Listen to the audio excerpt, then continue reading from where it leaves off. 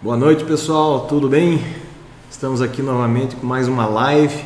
Hoje temos um convidado especial aí que eu já vou lhes apresentar. E muita satisfação aí que a gente chega na nossa quarta live.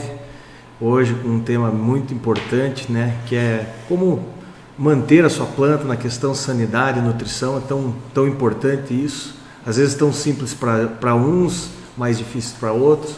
Também nós vamos apresentar um pouco mais aí do nosso trabalho através da nossa equipe que compõe aí. Hoje eu trouxe o José Tisque, ele já vai se apresentar. Ele que é o nosso responsável técnico e vai nos desmistificar de uma forma simples como que é todo esse processo. Então, estamos aí com ele, José Tisque, se apresente, eu já falei seu nome. Boa noite a todos aí que estão nos acompanhando através desta live. É um prazer estar aqui, dividindo esse momento com vocês, um pouco da experiência aí e passar um pouco de o que é necessário para ter um bom desenvolvimento de uma planta, desde a questão de adubação até a forma de aplicação de defensivos, como aplicar de forma correta. E eu sou engenheiro florestal, responsável técnico aqui do Viveiro Porto Amazonas. Já faz algum tempo que trabalhamos em parceria com o Leco aí, estamos nessa caminhada juntos aí. Tá certo. Só para vocês entenderem, o José Tisque é um guri aí que a gente conhece desde criança, a gente é muito próximo ao pai dele, o João Marcos, os seus irmãos, e a vida inteira eles trabalharam com isso, na agricultura, né, produzindo alimentos, produzindo pinos, eucalipto. A gente sempre esteve junto aí nessas parcerias e agora ele se formou em engenheiro florestal e tem um know-how muito grande, não só da faculdade, mas de vida mesmo, de lidar, né, Tisque? Um pouco de experiência aí. Isso aí. Lidando diariamente lá na propriedade. E a gente vai ver o quanto que a planta em si, né, tanto para alimento como para um estrutural aí de ornamentação, ela é um ser vivo, né? Então ela exige um cuidado mínimo e a gente vai mostrar aqui para vocês. Bom, Tisque, eu já dei uma apresentada aqui em você, mas por que assim você realmente escolheu a engenharia florestal? Então, assim como você já falou um pouco, né, desde de criança, posso dizer assim, já tenho um pezinho assim nessa parte florestal. Meu pai é formado técnico florestal e aí ele tinha um viveiro de produção de mudas, de pinos e eucalipto, né? E através daí comecei a ter gosto pela coisa. Desde de pequeno, né, ali sempre ajudando, acompanhando ele a todo momento. E acabou crescendo assim um certo interesse meu por essa área. E aí a gente produzindo pinos e eucalipto, teve um tempo aí que a gente até teve produzindo bastante mudas nativas também, até em parceria com o VPA. Sim. Aí a gente passou para a parte de produção de mudas de hortaliça, também é uma vasta área também, de bastante espécies diferentes de plantas. E a questão também, depois de hortaliças, a gente vem a produzir a muda para consumo final, que é a hidroponia. Hoje vocês produzem diversas, né, culturas ali em Palmeira, abastecem os mercados ali. Sim. Também. O que mais que você está fazendo ali, fora ser responsável técnico do VPA? Além de estar aqui acompanhando sempre o trabalho no VPA, eu também presto serviço a uma outra empresa em Palmeira, que é uma madeireira, que eu também trabalho como serviço de engenharia para eles lá. Bacana. Parte florestal. Então aí vocês estão, só para conhecer um pouco da pessoa do Tisque, né? Eu chamo ele de Tisque, o nome dele é Josué, e eu chamo todos lá da casa dele pelo sobrenome, que já é um apelido aí regional dessa família. Mas é gente aí que trabalha muito tempo com os vegetais aí. E lógico que a gente sempre tem uma questão técnica, tudo para falar, mas tem muita gente, né, Tisque, que trabalha autodidata em mexer com planta, tantas pessoas que podem estar nos assistindo aí do interior, que, né, não tiveram a oportunidade de estudar, mas entendem no mesmo nível que a gente. E eu acho que eu sempre comento, né, produzir plantas é sempre uma terapia, né? Sim. Assim como cuidar de animais, né? Então, tendo um respeito, trabalhando com uma vibração interessante com isso, você tem muito sucesso. Mas mesmo assim nós vamos insistir um pouco a fundo. Hoje vamos falar da parte mais técnica para vocês entenderem a função de tudo da planta, desde folha, raiz, caule, e a gente vai passando em frente, tá? Bom, quando a gente tem a produção de plantas, nós temos as mudas. Vocês viram no vídeo maravilhoso, que não consigo cansar de ver, que a minha amiga Ana Rafaela, que fez para a gente, institucional. Você vê ali uma variação de cores, de plantas, de diversidades, e não só ali nesse nosso vídeo, quando você vai passear numa praça, vê ela bem florida, você vê vários componentes. E para a planta atingir todo aquele esplendor de flor, de formato, ela passa por vários processos, muitas vezes pela gente, né, pelas nossas mãos, às vezes naturalmente, e dessa forma a gente vai entender por quê. Porque ainda, Tisque, só para você saber, muitas pessoas ainda, poxa vida, eu compro as mudas, não vai para frente, mas é um pouquinho mais de dedicação aí que a gente vai explicar Sim. hoje, né? E de repente um certo respeito com a planta, né, para ela poder viver dessa forma, porque o básico dela é ela estar né, ancorada do solo, e a gente vai falando sobre isso no discorrer aí da nossa live, mas ela vai precisar da água, que é o mínimo possível, da luz, para fazer o processo fotossíntese, né? Todo mundo, poxa, o que é fotossíntese? Você podia explicar o processo de fotossíntese? A fotossíntese, ela nada mais é do que a planta ela absorver a energia solar através dos raios ultravioletas do sol, através da folha, que na folha contém as clorofilas, que dá coloração verde para a folha, e transforma toda essa energia em energia química, através de processos que ocorrem dentro da planta. Aí ela transforma em energia química para o seu desenvolvimento e seu crescimento. O Tisque ele vai falar mais da parte técnica, assim, que é a parte bioquímica, mas nada assim, resumindo, a planta é um ser autótrofo que produz seu próprio alimento. Então, tudo isso que ele falou, ela faz todo esse processo, recebe a luz do sol, faz a fotossíntese para produzir seu próprio alimento, que é a seiva elaborada, mas é a parte técnica e a gente falando um pouco mais simples. E por que tem que falar disso? Porque a planta tem que estar em perfeita situação, desde o lugar onde ela está plantada, desde os nutrientes que ela está recebendo, a quantidade de água, para ela fazer essa fotossíntese e ela produzir seu alimento e ela ficar bonita. Produzir flores, produzir frutos, né, produzir madeira, tudo isso depende da planta, depende da fotossíntese. Então a gente vai falar aqui um pouco mais. Bom, quando nós temos nossa cultura, ou mesmo as pessoas vêm aqui, Tisque, elas compram uma muda minha, né? Aqui do VPA, levam para casa, e o desafio delas, e o que elas estão esperando muito da nossa explicação aqui hoje, é como mantê-las bonitas como elas encontraram, né? Então, a gente sempre fala um pouco diretamente está entreligado à adubação, né? Então, o que você pode recomendar aí na questão da adubação, o que é a adubação e de que forma ela é feita? Então, primeiramente, a gente precisa reconhecer o que é uma planta sadia, né? Aos nossos olhos, é uma planta perfeita, sem defeitos, aquele verde brilhante, aquela formosura, mas para isso você precisa saber, porque cada espécie tem um comportamento diferente. Então, para você saber o que é a planta ser sadia, você tem que conhecer um pouco de cada espécie. Certo. Em determinado aspecto, tanto fisiológico, na parte do crescimento dela ali, e assim por diante. Então, para a planta ela ser uma planta saudável, ela precisa exercer todas as suas funções fisiológicas normalmente. Aí sim seria uma planta saudável. Aí qualquer planta que parece uma deficiência, alguma coisa em questão na folha, tronco e assim por diante, ela tem algum problema. Certo. Desde a questão de uma falta de adubação, algum ataque de algum inseto, alguma coisa.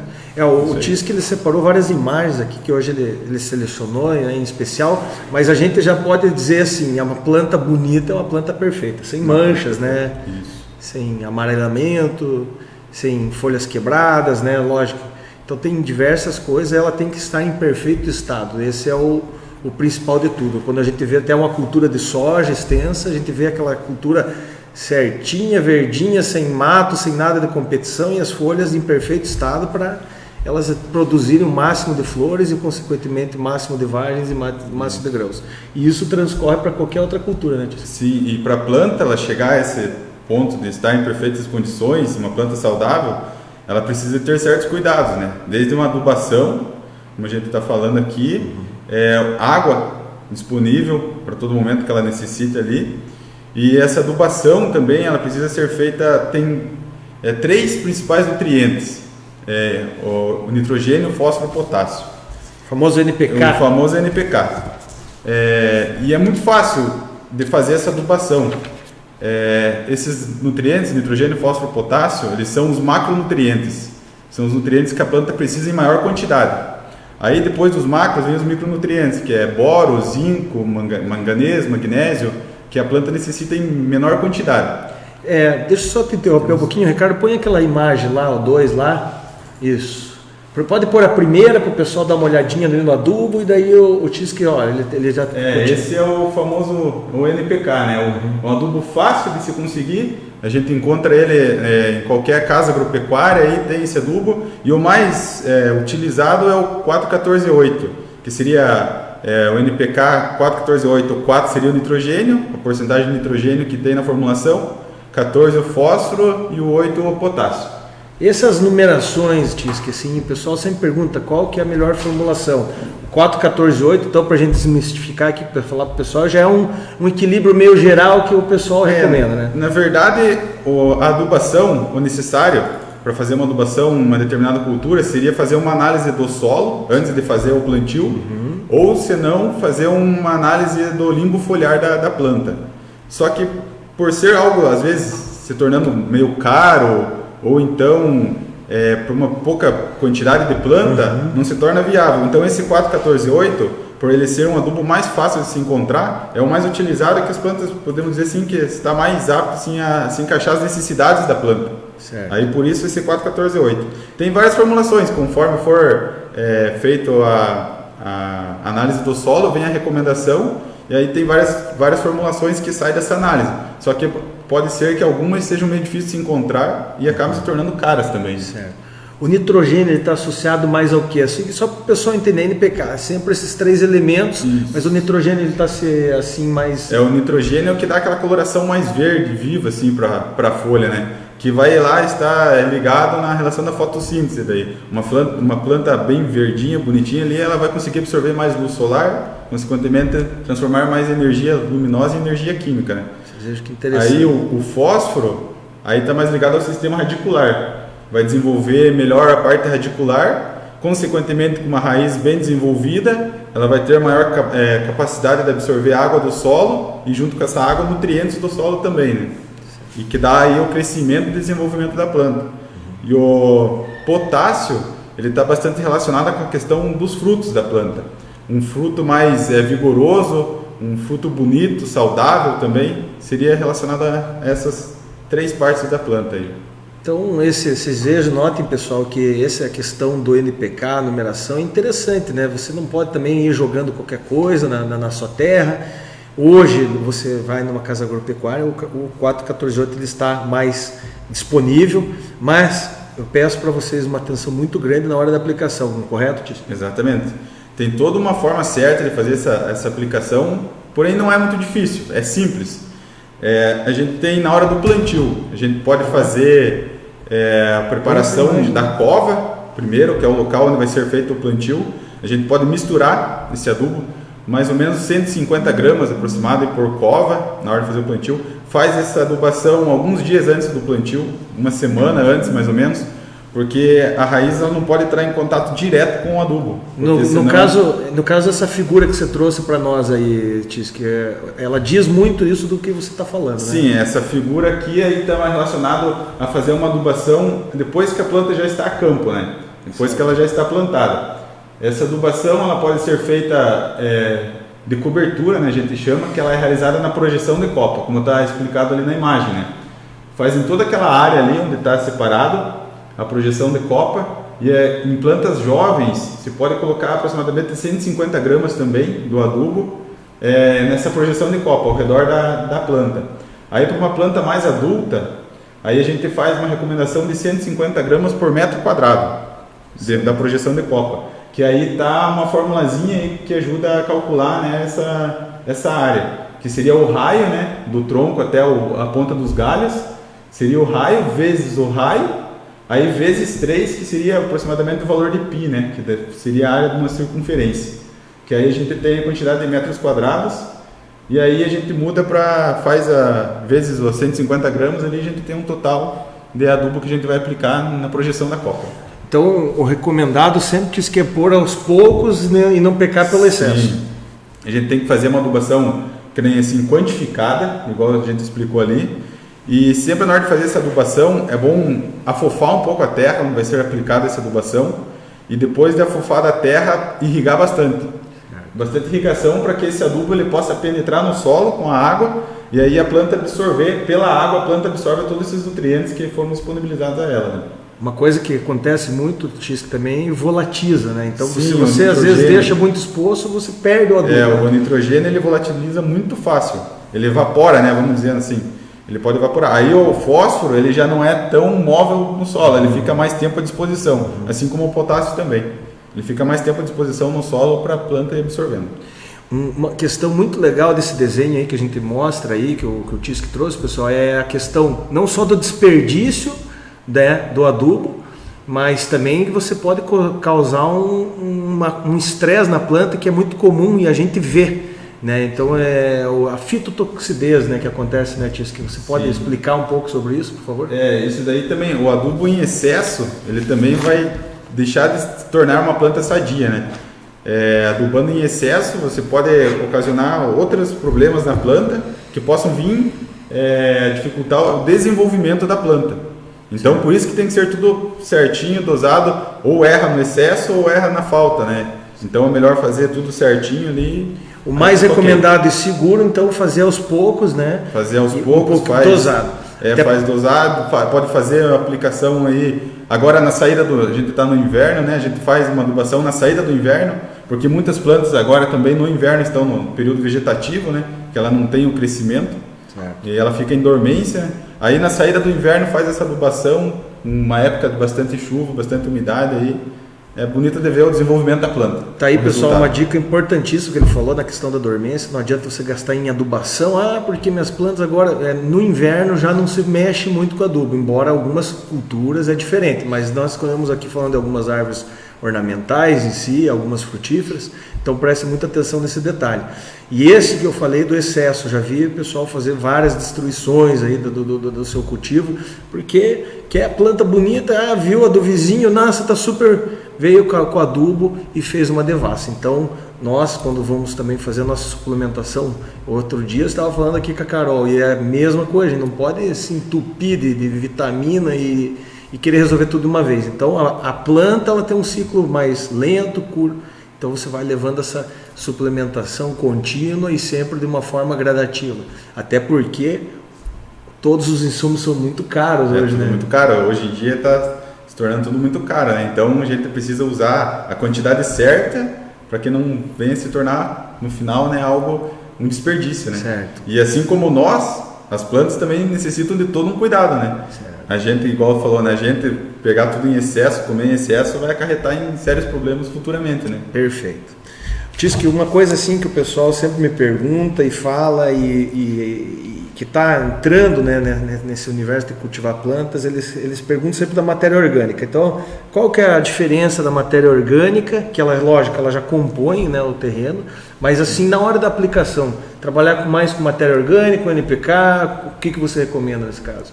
A parte, o NPK, que é o adubo químico, ele é bastante utilizado por ele ser um pouco mais fácil de se adquirir, posso dizer assim. Só que, porém, é químico, né? Aí, se for ver mais para o lado orgânico, aí tem toda a questão ambiental, né? É tudo muito mais... É um pouco mais trabalhoso, mas só que também é algo melhor de se ter, e que nem para frutíferas, essas coisas, alimento também, né? Hoje é algo novo, né? Que está entrando no mercado. E a matéria orgânica, ela nada mais é do que... são conjuntos de elementos naturais, por exemplo, que se encontram na serrapilheira de uma floresta. Galhos secos, folhas secas, restos de animais, até animais mortos, que ali naquele ambiente eles sofrem alterações de micro-organismos, processos químicos que eles disponibilizam, posso dizer assim, alimento para a planta, para a floresta. Então, posso dizer que uma floresta ela tem um ciclo fechado que ela mesma produz seu próprio alimento. Por isso que as florestas hoje em dia que a gente tem aí são florestas, elas são autossuficientes, elas produzem seu próprio alimento, como você falou no início ali, né? Isso é muito interessante, diz que na matéria orgânica também tem, né, todos os macro e micronutrientes, só que de uma forma mais sutil. Isso. E a gente encontra isso também fácil, desde a compostagem que a gente pode fazer em casa, né, com restos de alimentos, faz um preparo lá numa caixinha, Na internet tem muitos modelos, é fácil de se fazer. Faz uma caixinha, joga restos de alimentos, verduras, vegetais, casca de alimentos que sobra do almoço ou de uma sobremesa ali. Você vai separando num cantinho, forma a composteira, né? O povo chama. Aí ali cada passo você vai adicionando mais, vai mexendo, vai movendo. Dentro de uns 4 meses aproximadamente, você pode retirar aquele material dali e usar como adubo nas plantas, no jardim, nos vasos. Assim por diante. Vale lembrar que também esse humus que sair não é para usar puro, né? Senão você não vai plantar puramente ali, você faz uma mistura. Você mistura com o solo, né? Se for colocar só puro também, pode vir ocasionar problemas, né? De fitotoxidez nas plantas. Como a gente chama a cama de frango, né? Que é restos de grandes ali onde tem o cipilho, tudo o esterco do frango, é retirado, né, esse material, aí fica curtindo um bom tempo para ele fermentar, tira o excesso de amônia, né? Ele sai todo daquele material ali, para daí dar uma curtida e assim utilizar ele como adubo nos vasos, a campo também, o povo usa bastante. Só para o pessoal entender, e me corrija se eu estiver errado, mas eu lembro que eu aprendi isso na escola. 1 metro de solo leva 1 milhão de anos para se produzir naturalmente, correto? É mais ou menos por aí, né? Uhum. Então aí vai a conta, como é importante a gente manter esse solo saudável, tem que cuidar porque você vai jogando, senão você pode jogar tudo, perder a vista. Né? Um bom preparo do solo se preparando o solo de forma correta, a planta que você coloca ali, ela vai desenvolver de forma espetacular, né? Certo. Tendo todo o preparo certinho do solo ali. O preparo da cova é muito importante na hora de fazer um plantio de uma muda, né? Não é fazer um buraquinho ali com uma alavanca e soltar a muda ali dentro. Você tem que preparar uma área maior, afofar bem a terra, fazer essa mistura ou da matéria orgânica ou da adubação química, né? Deixar ele agir um pouco, aí você vai lá e planta, muda e o sistema radicular se desenvolve perfeitamente. Fica bacana. Além da dica do plantio que o Tisque fala, vale ressaltar, né? Eu estava falando sobre a questão do solo. A gente tem que fazer o uso coerente de todos os nossos insumos, né? Até porque eu falei para vocês, 1 milhão de anos é muito tempo para formar 1 metro. E para a gente acabar com isso e formar, iniciar um processo de desertificação para o uso indiscriminado de sais, nutrientes que estão compostos nesses adubos que a gente aplica, é facinho. Então é um olho muito importante para o futuro, ter uma consciência de cuidado com o solo. Mas nós passando um pouquinho para frente, né, no nosso roteiro, nós falamos então um pouco já das plantas. Eu queria que você falasse, Tisque, até o Ricardo, põe uma imagem lá onde a gente possa falar um pouco de caule, de raiz e de folha. Acho que é a terceira imagem lá que está. Isso. Aí. Fala um pouquinho dessa sequência aí para o pessoal entender, porque às vezes a gente vem aqui e compra uma muda, não só aqui no VPA, em outros lugares, e para o pessoal entender todo esse esquema, né, da formação da planta, como que ela é dividida. Né? Aqui a gente tem nessa imagem representado o processo reprodutivo, né, de uma planta. O órgão reprodutor da planta, né, que seria a flor ali. Ali a flor, ela tem nela a antera, né, que é onde se encontra o pólen, que esse pólen ele tanto pelo vento, ele é dispersado por animais, por insetos, ele é dispersado e até cair no ovário da flor, que essa parte que representa o ovário aí ele entra no tubo polínico e forma o embrião. Aí ali dentro no ovário tem o embrião, ele vai se desenvolver, vai gerar semente, aí consequentemente na semente vem o fruto que vem para proteger a semente, né? Gera uma proteção na semente. Aí a semente, vem os animais, né, comem o fruto, consequentemente dispersa a semente, ela vai germinar em outro lugar, dando sequência à vida, né, à geração de novas plantas, né? Bacana, muito interessante, vocês vejam todo esse ciclo aí, tem que estar sendo nutrido, não pode ter ataque de inimigos aí, insetos, né, da planta, doenças, então é um processo bem delicado, até porque muitas vezes as pessoas vêm atrás das flores, mas muitas vezes elas querem os frutos, né?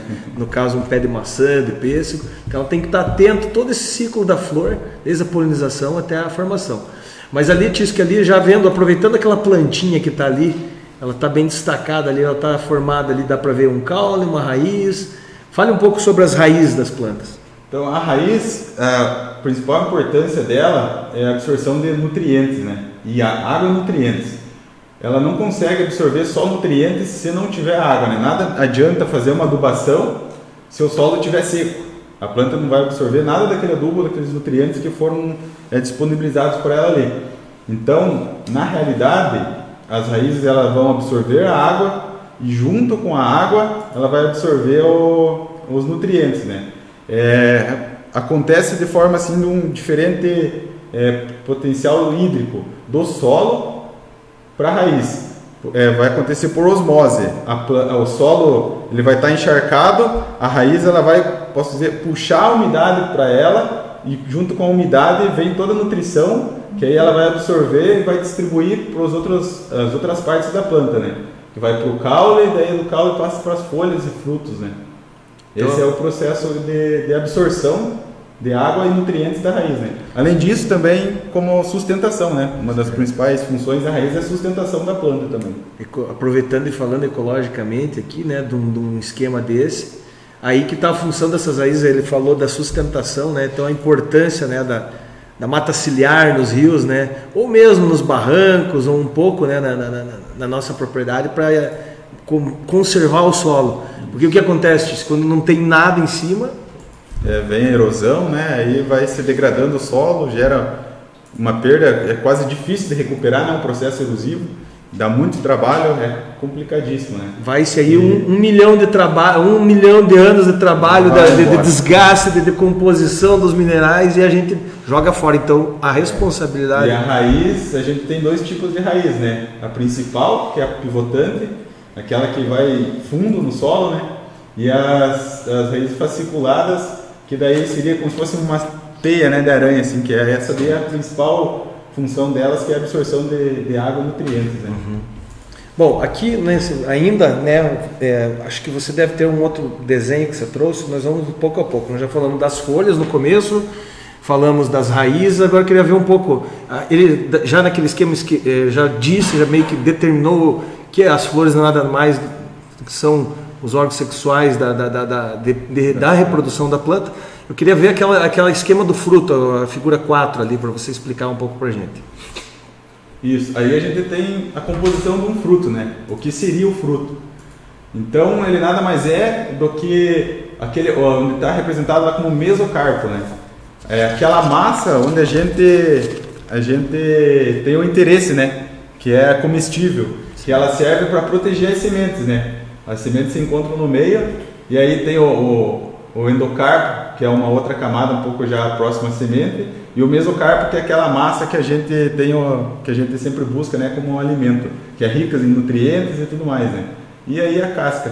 Mas o fruto, ele tem várias formas, né, vários formatos, cores e tudo. Mas tudo isso é relacionado para a dispersão da semente, né? Certo. Porque ele vai atrair diferentes animais, para ir lá e dispersar as sementes por vários locais diferentes ali, para que a planta possa germinar, futuramente ser uma nova planta, para dar novos frutos e assim por diante, fazer o ciclo, né, de reprodução da espécie.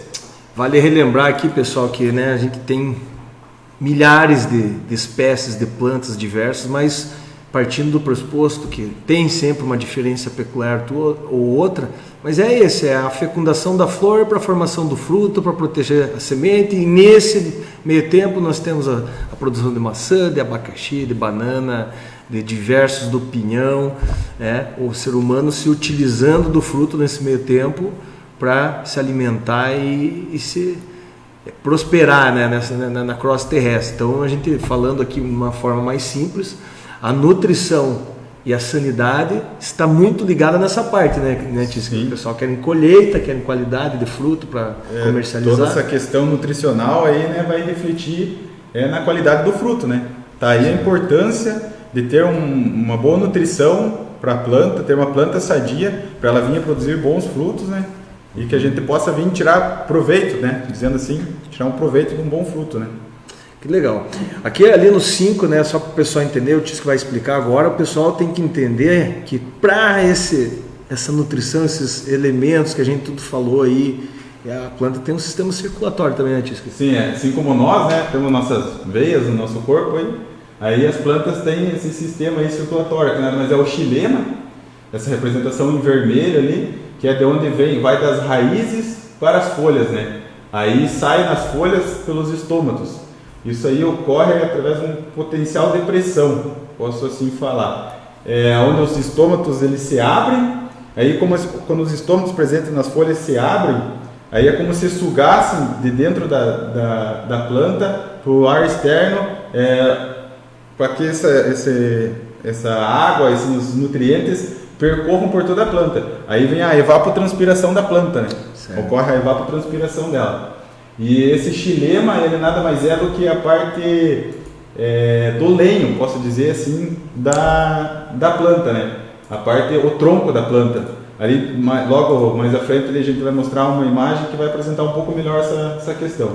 Aí ali o floema, ele nada mais é também do que a parte que a planta absorve através das folhas, aí a seiva já é elaborada, né? Que aí das folhas ela percorre por todo o restante dos órgãos da planta. Então o xilema e o floema. O floema ele já fica mais próximo à casca ali, entre o tronco e a casca da planta. Para concluir o raciocínio, então a planta fez o seu alimento através da fotossíntese, pelo xilema ele transporta... Pelo floema daí, no caso, é a seiva elaborada, né? Mas ele explicou primeiro o xilema e o pessoal, é bom entender sobre isso. Até, essa conversa está meio complicada. Não é assim que eu penso, porque uma coisa que tem acontecido muito, Tis, e eu vejo pessoas comprando plantas, plantando, elas estão cuidando da nutrição, cuidando da sanidade. Um dia um cliente chegou aqui e falou, Leonel, desesperado. Cara, a árvore de 3, 4 anos começou a morrer. Aí poxa, mas o que aconteceu, né? Fomos lá, fizemos uma visita. O que a pessoa fez para você entender a função do xilema do floema? Começou na roçada a bater, tanto com a faca quanto com o fio da roçada, e fez uma roçada, depois foi feita outra. No completo trabalho, no decorrer do tempo, ele foi fazendo o anelamento da planta. E o que ele fez? Ele cortou a circulação da seiva elaborada. A planta parou de se alimentar e ela veio a morrer. Até a composição do xilema é aproximadamente 99,5% de água e o restante são sais minerais, né? E o floema já é 80% água e o restante são elaborados, né? Que a própria planta ela...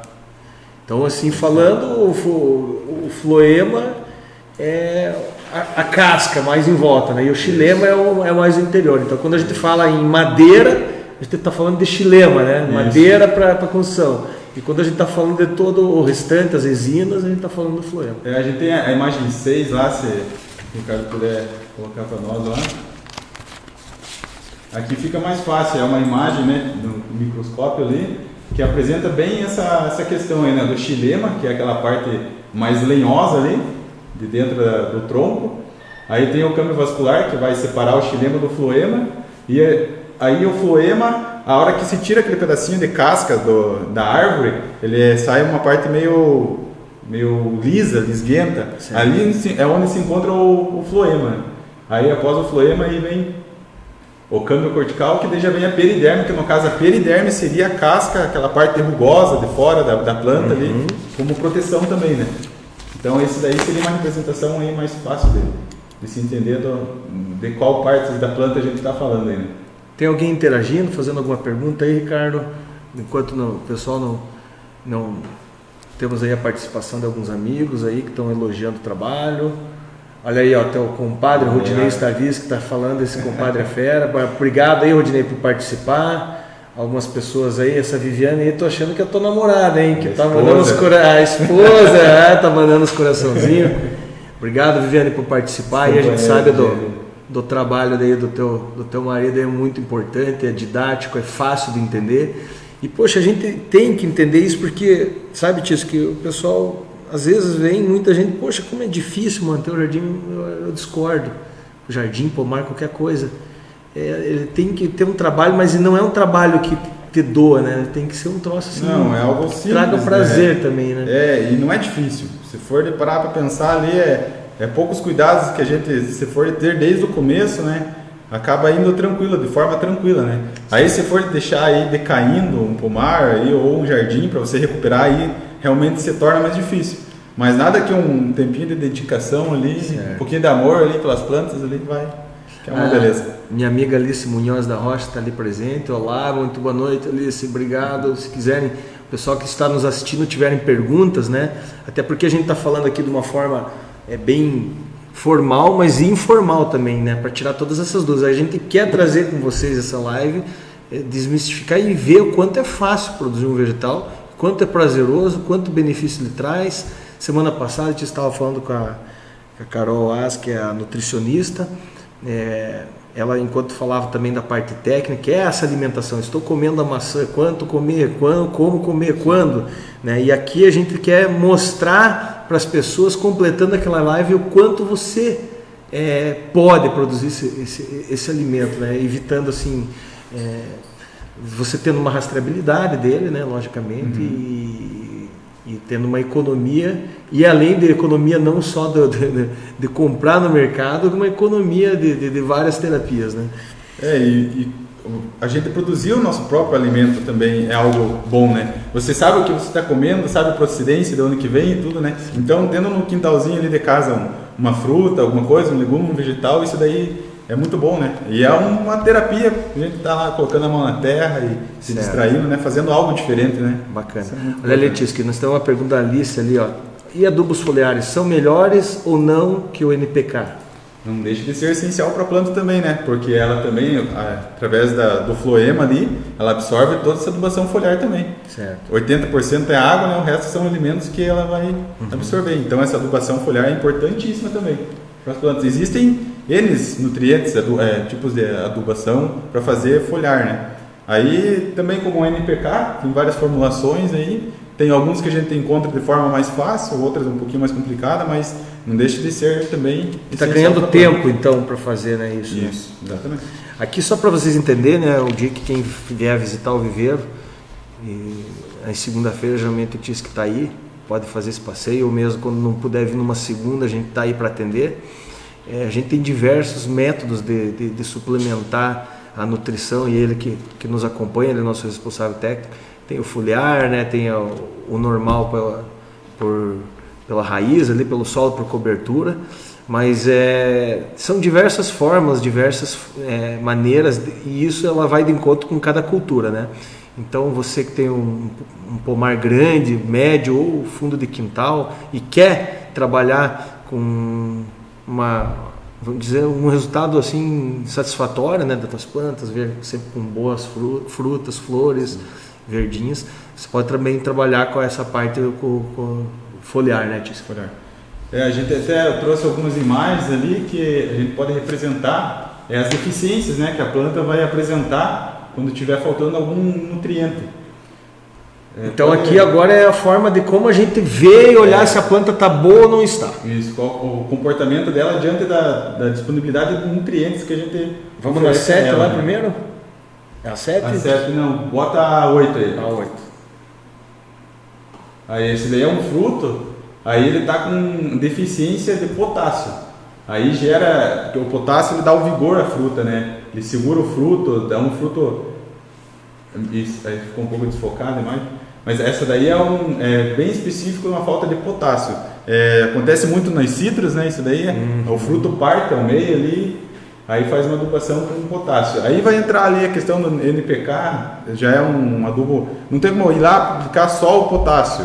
Aí fica um pouco mais difícil, mas você fazendo essa aplicação do NPK ali fica mais fácil de suprir essas necessidades da planta. E quem está dando atenção, Tisque, assim, sempre aplicando, dificilmente vai ter um problema como esse. Esse daí. Mas a 13 ali, ó, aí, esse daí já é uma planta com uma deficiência de nitrogênio. As folhas vão estar mais amareladas, vai estar uma folha pálida assim. Aí você aplicando, já fazendo a aplicação do nitrogênio, já dentro de uma semana você já vê a diferença. Começa a voltar a coloração, fica uma planta mais vigorosa, bonita, é interessante. Tisque, falando um pouco do nitrogênio, ao contrário do fósforo, o nitrogênio, se eu quiser aplicar só o nitrogênio, eu posso. Né? Aí pode aplicar só o nitrogênio, que é através da ureia, né? Só que tem que ter muito cuidado na aplicação só do nitrogênio puro, né? No caso seria a ureia, porque aí não seria aquela quantidade que a gente falou ali atrás, de 150 gramas. Aí seria uma dose muito alta, muito elevada. Certo. Aí teria que ser algo um pouco mais reduzido, né? É com a ureia que a gente vê muito acidente. Exatamente. Né? Ela queima, né, a planta, acaba perdendo as folhas e danifica, né, a estrutura da planta. Uma dica importante, pessoal, nós que aprendemos aqui com a dor já vimos, às vezes comete alguns deslizes, normal em cada cultura. Tome muito cuidado com a ureia, ela dá muito resultado, mas uma dica importante é trabalhar com ela sempre quando está chovendo, né? Chovendo. A melhor hora de aplicar tanto pela volatilização do nutriente, né? Você vai perder ele, se jogar no solo ali num período seco ou num dia seco, e também na chuva ele vai se dispersar melhor, vai se distribuir melhor no solo para a planta absorver esse nutriente. E sempre com cuidado na dose, né? Sempre cuidando na dose. Aí se vai aplicar 1/3 da dose aplicada por NPK, aí se vai aplicar a ureia, né? Vamos na sequência lá então? A imagem 11. 11, vamos lá na 11. Essa daí é evidente aí a deficiência do fósforo nessa planta. Ela também vai ter uma coloração mais amarelada, assim como o nitrogênio, só que ela vai estar com uma cor mais bronzeada. Essa daí esse bronzeamento da folha indica a deficiência do fósforo, né? Que a gente vai ter na planta. É algo bem fácil e simples de observar. Aí na internet também a gente encontra vários catálogos indicando o jeito que a planta está se apresentando com a deficiência que ela está passando ali de nutrientes. Então, pessoal, acompanhando a nossa live, vocês estão vendo, a gente está apresentando de uma forma que você tem que participar. Então, você está vendo essa live, você amanhã já pode, com alguma experiência que você está coletando aqui, pode rever esse vídeo novamente, porque nós vamos deixar ele gravado no YouTube ou no nosso canal, rever, para amanhã você ficar com mais olho nas suas plantas. Eu acho que o sucesso da cultura, né, diz que além do mais de você ver os sintomas, é a observação diária, né? Sim, tem que estar a todo momento ali atento, né, ao comportamento da planta, né? Qualquer coisinha fora do normal ali, algo já de errado já está acontecendo, né? Até ali no detalhe daquela folha, ela tem uma deficiência de fósforo, mas ela tem ali uns rasgos, pode ser de um inseto. Ali é bem provável que seja uma lagarta que esteve atacando ali também. Certo. E vale lembrar, né? A coitada da planta, ela está com as folhas ali verdinhas para fazer seu alimento. Então, se ela está com essas folhas aí doentes, cortadas, ela não está produzindo alimento. Então, vai ser todo um ciclo, um mecanismo que vai ser problemático. Tem mais aí? Vamos ver mais alguma imagem aí para a gente ir perguntando? A gente tem a 10 lá, Ricardo. Aí. Esse daí já é uma deficiência dos micronutrientes que a planta necessita. Certo. Nessa questão aí é o ferro, né? A gente observa bem, as nervuras elas permanecem verde, né? As nervuras da folha, e as demais partes delas começam um amarelamento, né? A parte abaxial debaixo da folha ali também bem amarela, né? Isso é a deficiência de ferro. Esses micronutrientes, tem muitos adubos aí no mercado que a gente encontra. Até o próprio NPK, alguns vêm com essa suplementação dos micronutrientes. Também não é difícil de encontrar, e você aplicando, sempre optar por esses adubos mais completos, né, macro e micronutrientes, aí você vai atender melhor as necessidades da planta, né, porque às vezes você aduba, por exemplo, só com a ureia, né, que a gente falou, mas lá na frente aí ela vai apresentar um sintoma de deficiência de ferro, por exemplo. Aí para frente a gente tem mais uma imagem. Aí a 9. Essa daí apresenta a deficiência de cálcio, já pode ver uma forma diferente, né? A parte da ponta das folhas começa a amarelar, aí ela vai descendo até tomar toda a folha inteira também, né? Toda ela vai ficar amarela também. Interessante que então a pessoa olhar o amarelamento, não adianta ela já está com falta de nitrogênio, ela tem que ver as formas que o amarelamento está aparecendo para ver. Uma bem curiosa ali, a outra, essa 14. Essa a deficiência de zinco, também é um microelemento, é o que a planta também necessita. Ela também está apresentando ali uma certa deficiência de uma forma bem diferente, né? E ela fica algo mais... várias tonalidades diferentes do amarelo, em partes diferentes da folha ali, né? Quando a gente tem um plano de adubação assim foliar, você evita muito isso, né? Evita muito, porque essas adubações foliares aí também, bastante micronutrientes, já contém nela. É uma adubação completa, né? Uhum. Que legal. Vou dar para mais uma aí. A 20, ali. Essa daí... Opa. Essa daí é a falta de magnésio. Também é uma forma diferente, né, dela expressar a deficiência de magnésio, né? São folhas, as nervuras ali perto do pecíolo da planta, do cabinho que prende ela ao tronco, estão bem verdinha, e o restante, todo o restante da planta, da folha, né, toda amarela, né? Dificilmente no jardim dos avós a gente vê isso, né? Porque os avós da gente, né? Eles são as vovós, o jardim da vovó, é sempre muito bonito lá, porque você vê a dedicação, né, das pessoas, cuidado, né? Sempre olhando na área, sempre dando a água na medida certa. Eles, né, vinham sempre com os adubinhos orgânicos, ou depois, né, que vem uma pós mais moderna, aí a era dos adubos aí químicos, que são mais fáceis, né, de você reunir, sempre isso otimizando o tempo e resultado rápido, né? Mas dificilmente você vê, né, como eu digo, né, por quê? Porque a dedicação das pessoas em cima dessa avaliação faz o resultado, né? Exatamente. Que nem falou, o jardim da vovó, né? Cada passo tá lá jogando um resto de erva de chimarrão, a cinza do fogão a lenha, tudo isso colabora, né, para o desenvolvimento e nutrição da planta ali, né? Perfeito. Então a gente vê e né, institui que a dedicação, o olhar.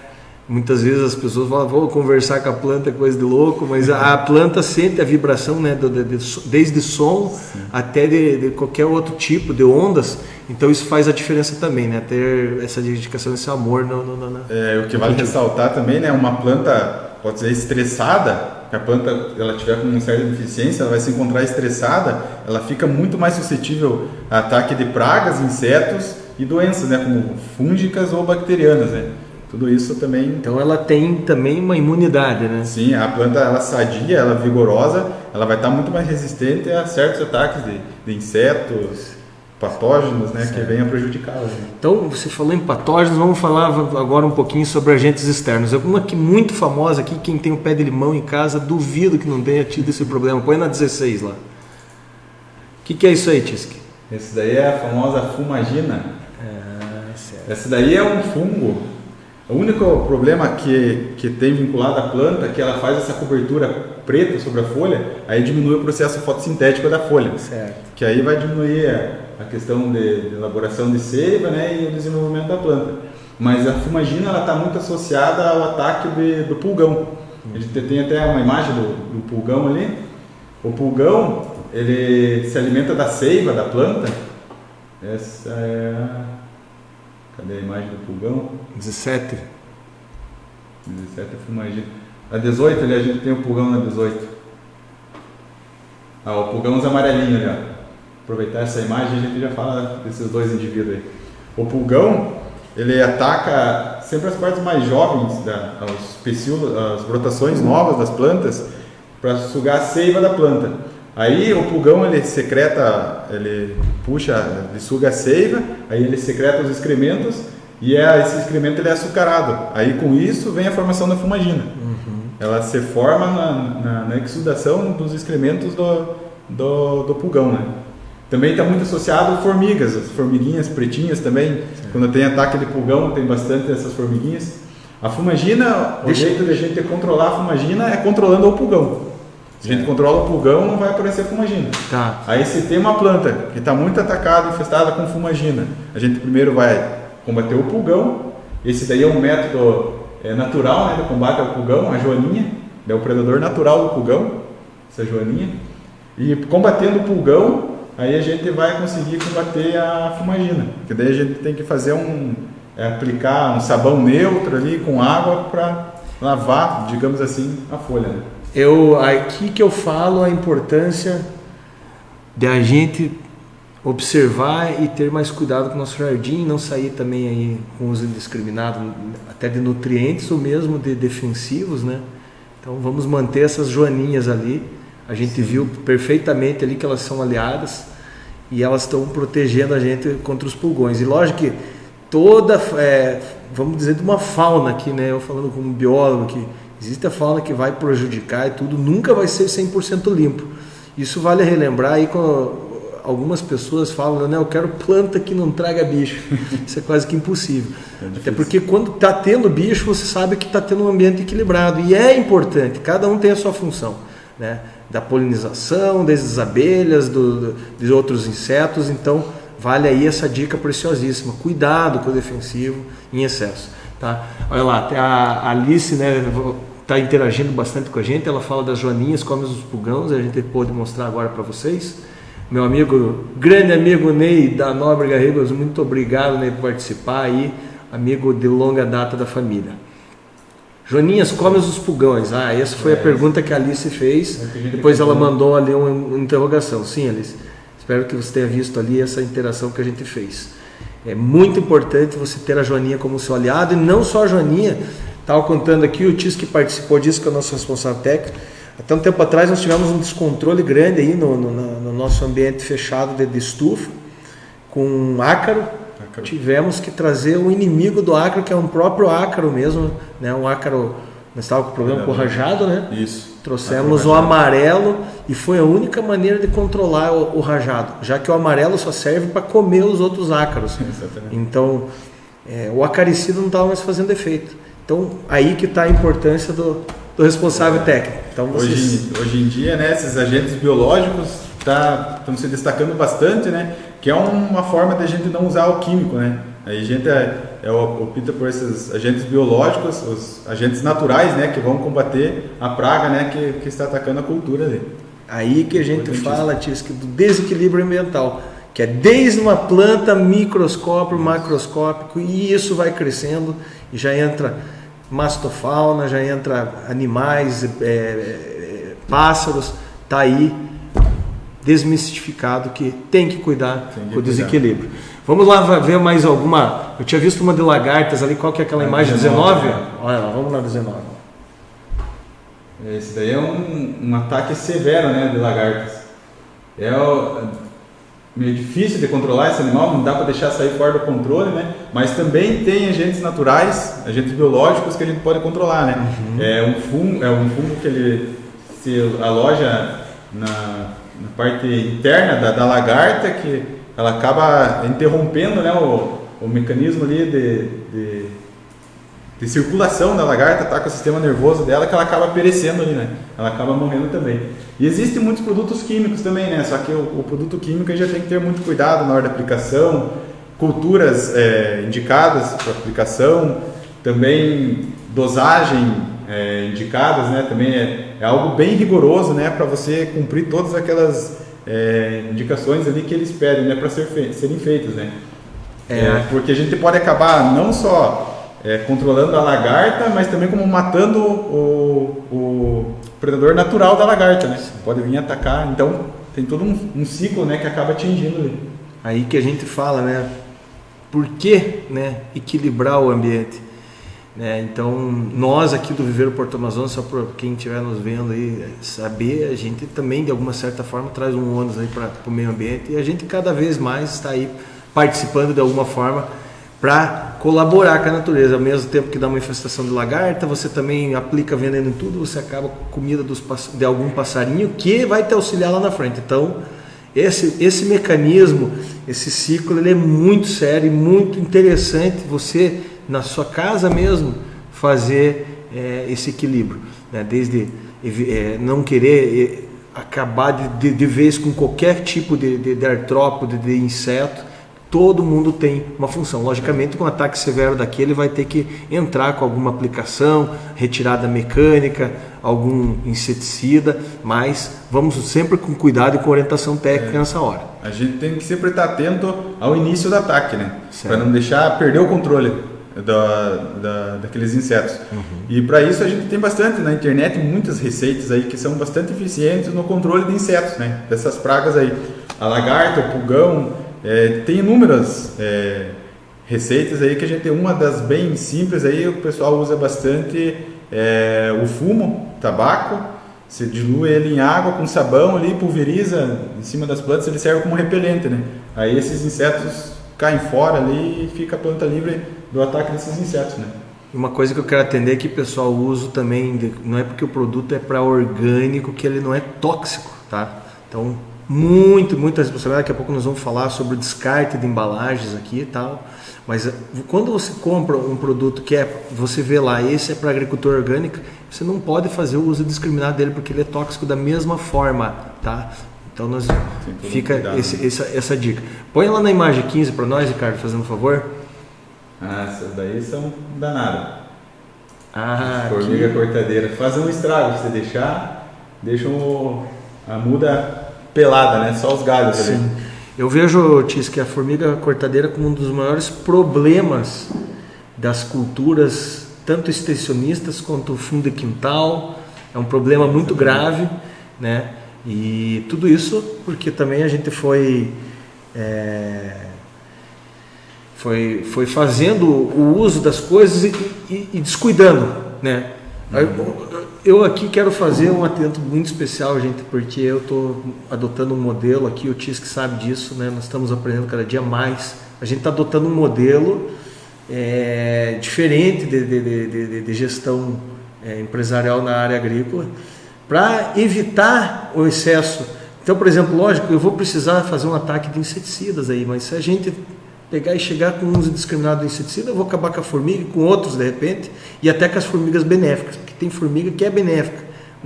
Você vê formiga não quer dizer que ela é um inimigo, mas nesse caso aqui é um problema sério, ela está acabando com as folhas. Eu vejo aqui, eu não sei qual que é essa espécie de formiga aí, é a quinquém? Essa daí acho que é quinquém pela coloração. Nós temos a ata, né? A Promyrmex e a quinquém, né? A marronzinha e a preta, né? Certo. No Norte Pioneiro aí nós temos um problema sério com a saúva e incrível, elas acabam com lavouras inteiras de café, de cana, de açúcar, e daí quantidades excessivas, e daí o pessoal aí que tem que ver a questão do equilíbrio novamente. Pode se tornar chato essa dica? Não, mas a gente tem que cuidar muito, principalmente de aves, que cuido muito disso. Até, eu estava hoje conversando com meu amigo Rafael Sobani, ele está fazendo um trabalho com a desmistificação da cobrinha dormideira, que o pessoal olha cobra e já quer matar, mas muitas cobras que não têm a peçonha, que não estão oferecendo nenhum risco ali no seu jardim, o pessoal está matando por excesso de falta de informação, né? E eles fazem controle de artrópodes, de lesmas, come uma formiguinha aqui, outra ali. Ricardo, eu quero aproveitar ali, ver mais um pouquinho que está interagindo com perguntas. Quero aproveitar e mandar um abraço para o Luiz Berton e a Florentina que estão nos assistindo. Quem que são esses aí, Ricardo? Os pais. Seu Luiz, muito prazer. Quero fazer um convite ao senhor para vir aqui me conhecer pessoalmente e agradecer aí. O teu filho tem nos auxiliado muito com as nossas lives, a dona Florentina. O abraço está dado. Depois o Ricardo pode mandar um abraço aí para os seus pais aí ao vivo também. Que legal.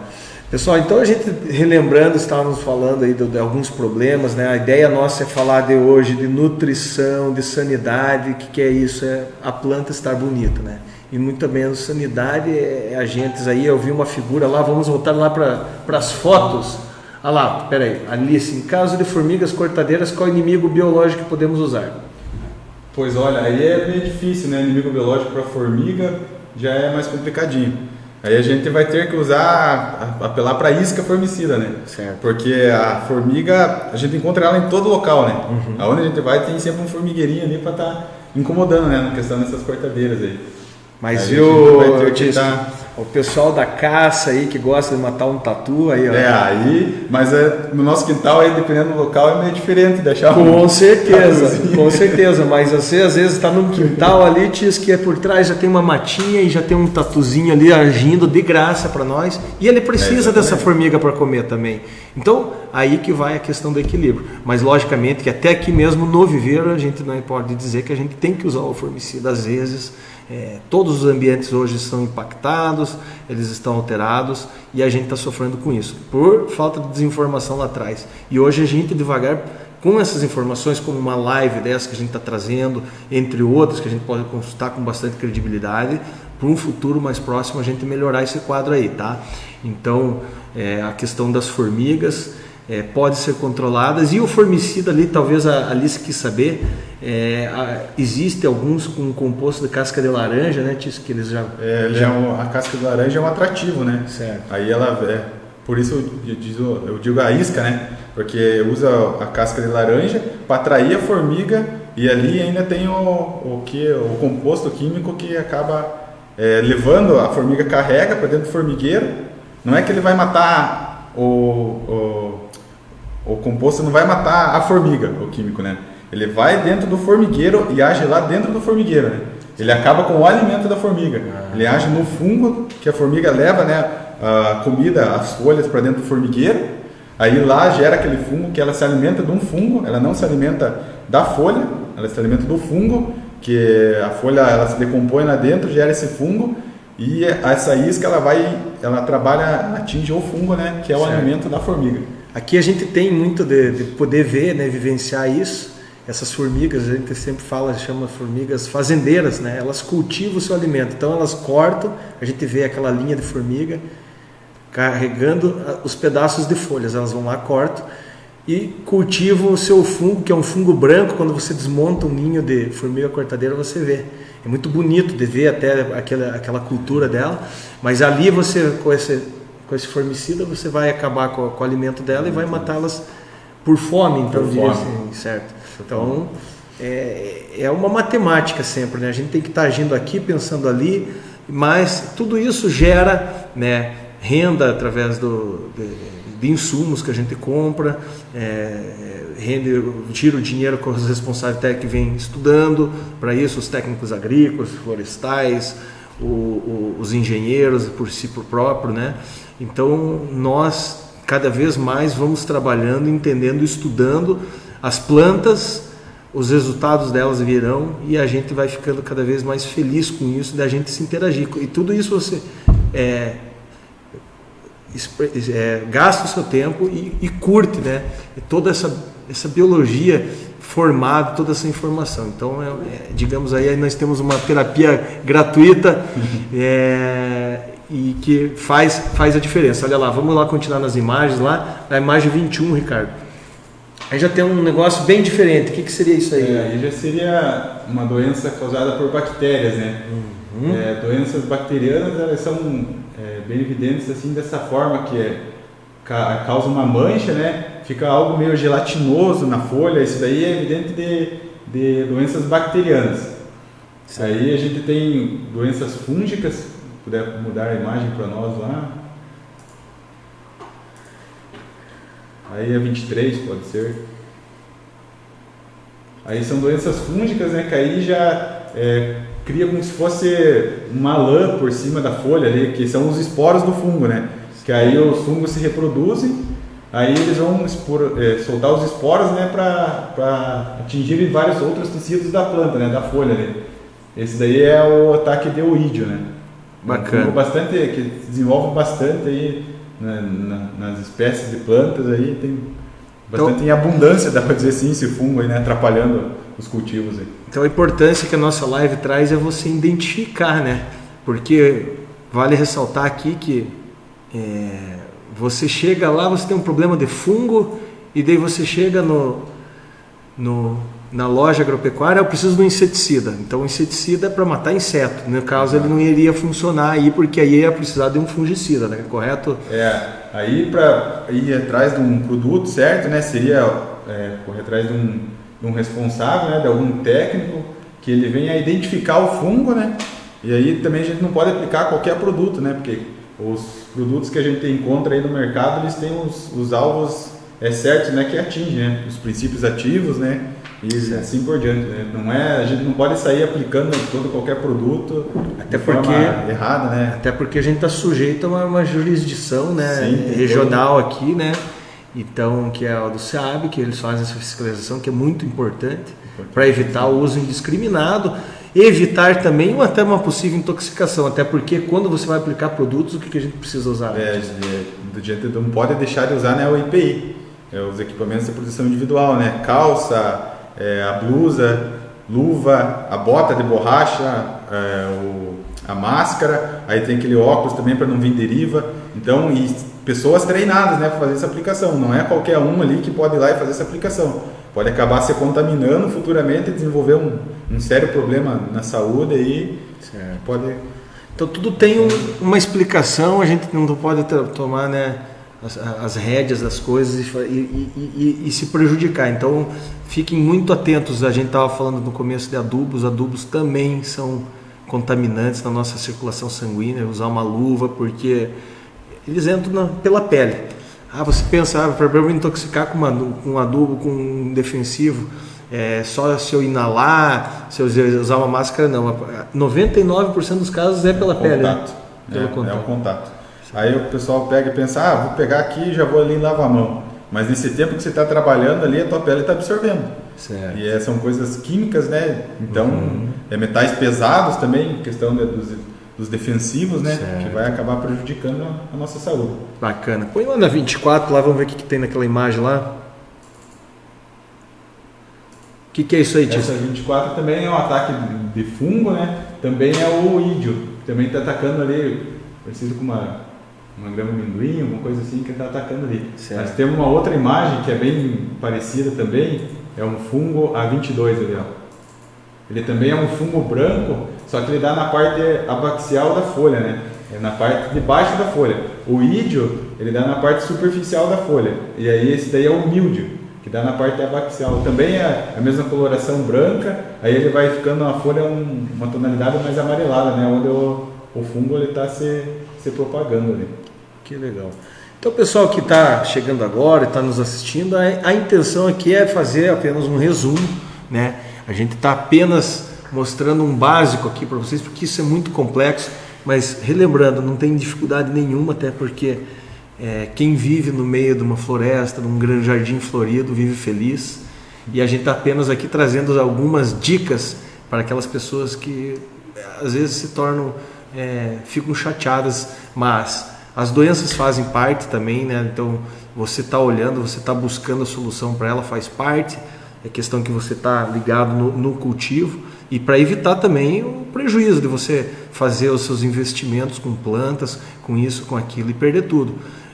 Agora há pouco nós estávamos falando da formiga. A formiga ela causa prejuízo enorme, né? Já vi pessoas plantarem 1 hectare de eucalipto e perder uma semana. Tudo por causa da formiga. Você mesmo pode dizer muito sobre isso, né? Diz que já fez diversos plantios. Experiência bastante com formiga. Certo. De se deixar de um dia para o outro ali, ela faz um estrago danado. Tá. Tem mais alguma pergunta do pessoal interagindo com a gente lá? Olha lá, a Maristela Furma dando boa noite de Curitiba, seja bem-vinda, Maristela. Pessoal aí que não está nos assistindo pode depois acompanhar a nossa live, que ela está sendo gravada. O que você está pondo ali, Ricardo? Eu achei que era alguma pergunta assim. Então, pessoal, para vocês entenderem melhor sobre tudo isso, sempre assistir, buscar informações. Quando vocês vierem aqui no Viveiro Porto Amazonas, vocês vão ter sempre pelos nossos funcionários, dentro, lógico, do possível, uma informação técnica, uma mais específica e mais avançada. Vai já para uma figura de um engenheiro agrônomo, de um técnico agrícola, em especial do engenheiro florestal aqui, o Tisque, que trabalha com a gente. A questão é a seguinte, amar, plantar, cultivar, quando vier os problemas, ir buscar a cura, né? Mas isso você... tendo esse tempo e você buscando isso, você vai ter o resultado, você vai aumentar o seu cultivo. Nós estamos aqui sempre disponíveis para tirar essas dúvidas, né? Inclusive nós temos um e-mail do nosso técnico. Como que é o nosso e-mail, Ricardo? responsáveltecnico@viveuportoamazonas.com.br. Então, quem tiver alguma dúvida mais, pode mandar um e-mail aí para o responsáveltecnico@viveuportoamazonas.com.br. Vai cair aí na caixa do Tias, que ele vai sempre responder com muita tranquilidade. Nossos canais de comunicações permanecem os mesmos, né? Quem estiver nos assistindo e tiver alguns casos que depois perguntar para a gente vai estar para ir responder. Uma visita presencial é sempre bom trazer uma amostra, né, Tis? Sim. Do material. E sempre lembrando, né? A gente está aqui para ajudar no que a gente puder. E se a gente não tiver as respostas na hora, a gente vai correr atrás a gente vai sempre estar sanando as dúvidas aí que forem aparecendo aí, estamos à disposição. Certo. Pessoal, há tempo ainda que a gente comentou e não falou sobre o descarte de qualquer material químico. Como que é, Tisco? Exatamente. As embalagens, né, após usar a embalagem, a gente precisa fazer a tríplice lavagem em água corrente, não lavar em córregos de maneira alguma ou em valetas de água que seja, né? Proteja nossos rios. Por causa da proteção do ambiente, né? Senão você vai estar contaminando ali também. Sempre fazer, depois de feita a tríplice lavagem, furar as embalagens, né? Para que elas venham a secar, não venha ter nenhum resíduo dentro dessas embalagens. E devolver essas embalagens nas casas agropecuárias ou casas de insumos agrícolas, né, que estão credenciadas a receber esse material aí, né? No próprio lugar que você comprou, geralmente eles vão receber de novo essa embalagem vazia, né? Aí dá baixa lá e que foi entregue, tudo ok. Aí a gente se livra de um grande problema futuramente, né? Você não pode estar mantendo as suas embalagens aí no quintal de casa ou no paiozinho, seja onde for lá, porque isso pode gerar alguma contaminação futura, né? Vamos agir coletivamente, pessoal, né? Sendo essa responsabilidade. Não importa só eu ter a minha horta aqui, eu estou jogando vestígios aí no rio e mandando lá para 10 km, 20 lá para baixo, né? Porque isso não é problema meu, é muito sério o que a gente está falando aqui. Isso é crime ambiental, a gente agir dessa outra maneira, enterrar as coisas. Hoje nós temos coletas seletivas em todas as cidades, mas ela depende muito de nós mesmos separar, né? E em especial dos adubos que estão aí para nos beneficiar, mas eles podem nos prejudicar se nós fizermos errado. Então essas embalagens, como o nosso responsável técnico, o Tisque, aconselhou, destinar de uma forma correta, sempre fazendo essa tríplice lavagem. Bom, para nós concluirmos aí, então, né, que nós já temos um tempo bem extenso, continue nos acompanhando nas lives, nós já temos uma para a semana que vem muito legal sobre abelha sem ferrões e queremos continuar esse trabalho que hoje foi apenas 1 hora e pouco aí, mas nós estamos sempre presentes aqui para responder através desse e-mail, presencialmente, sempre pelos nossos WhatsApp aí, 991221661, vocês podem estar perguntando para a gente, mandando e-mails através do nosso site, viveiroportoamazonas.com.br, o Viveiro VPA, que é esse perfil aí que o Ricardo cuida para nós. Mais uma vez, Ricardo, obrigado aí pelo profissionalismo e para trazer toda essa transmissão aí com qualidade para a gente. Temos no Instagram também sempre informações. O nosso intuito é um modelo de gestão sustentável e com responsabilidade para o futuro, não só para nós nessa existência, mas para os nossos netos, bisnetos. Qual que é o nosso compromisso? Deixar melhor do que quando a gente chegou. Então é esse o nosso modelo. Muito obrigado, Tisque, muito obrigado por ter participado. Eu agradeço também a oportunidade, né? Uma experiência nova, algo que nunca tinha feito. Até comentei com o Leco aí, é um grande desafio, mas a gente tem que se submeter a isso, né? Que é algo novo pra gente. Então, isso saiu muito bem. Até falei para você que ia ser muito fácil para você, até porque na nossa conversa informal aqui no dia a dia, a gente vê o tanto de informação que você tem, nos traz, nos ensina, e a gente fica muito feliz aí com a parceria. Obrigado novamente ao Ricardo e a todas as pessoas que participaram com a gente. E um grande abraço. Uma boa noite e uma boa semana para todos. Estamos à disposição.